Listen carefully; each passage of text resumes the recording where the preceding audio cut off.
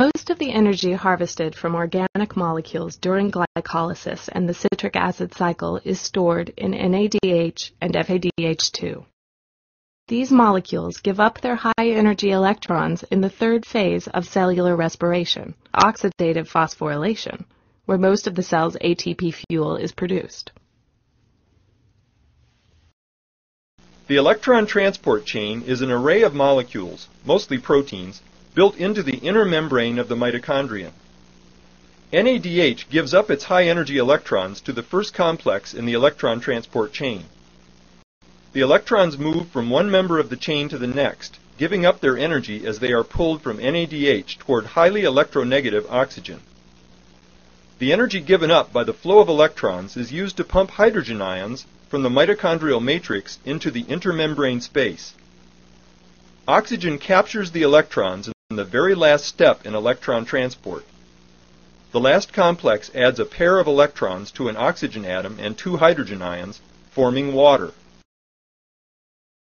The electron transport chain has used the energy of moving electrons to pump hydrogen ions into the intermembrane space.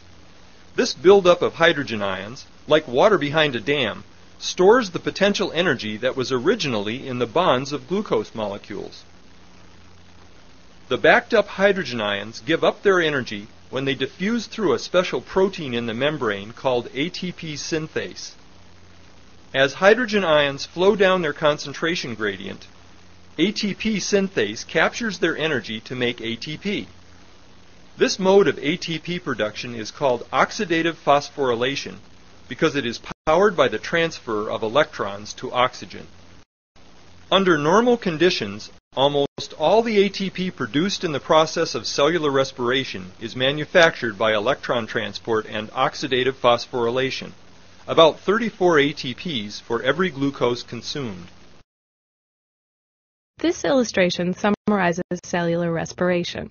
Glycolysis and the citric acid cycle produce a small amount of ATP via substrate-level phosphorylation, but most of the cell's ATP is made via oxidative phosphorylation, when NADH and FADH2 produced in glycolysis and the citric acid cycle give up to oxygen the electrons obtained from organic molecules.